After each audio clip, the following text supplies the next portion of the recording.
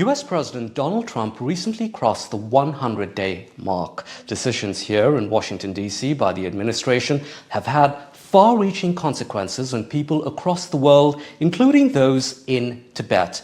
The president of the Tibetan Government-in-Exile is in D.C. meeting with Trump officials. He joins us now to talk about his high-stakes trip to the United States. Thank you very much indeed, Sikyong Penpa Tsering, for speaking to NDTV. Thank you for having me. Let's talk more about that funding, USAID. For decades now, it's helped Tibetans in exile in India with various programs, whether it's hospital equipment, computers for kids in school, meal programs.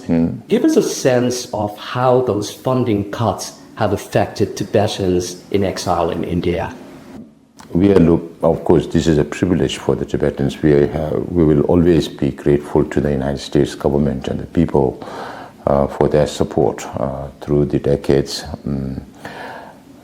Now, out of the 12 million from the USAID, 7 million is for Tibetan Resilience Program, which includes education and health and rehabilitation. Then there is another 3 million, which is meant for capacity building of the Central Tibetan Administration. And then there is another 2 million for digitization of Tibetan scriptures. Sikyong Tsering, as far as the 12 million goes to the USAID, has that annual funding now ceased?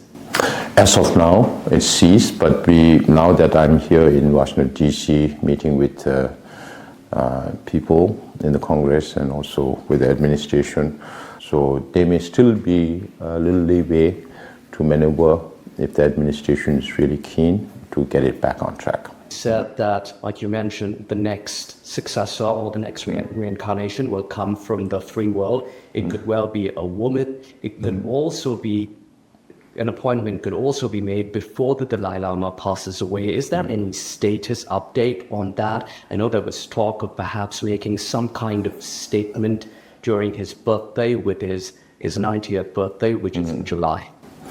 Yes, so the only document that is available on His Holiness reincarnation is the September 2011 document, in which he talks about when His Holiness reaches the age of 90, he would make some statement.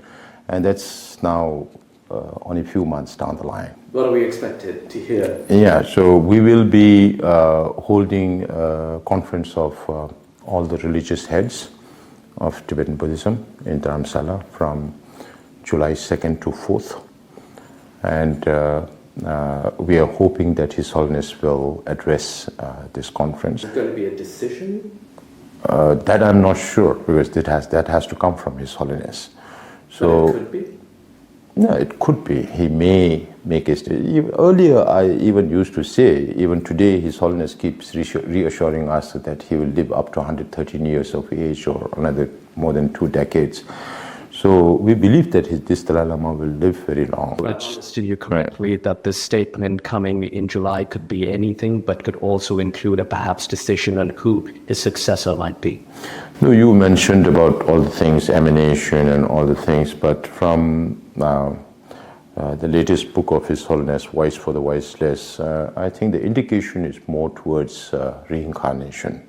That means finding a soul boy after the 14th Dalai Lama. Emanation is appointing somebody before your demise. That I'm not sure. So I have been saying, even at 90, if His Holiness feels very good, he might say it's too early to make a statement. So it's only a few months down the line, so let's wait for that and see what His Holiness has to say in July.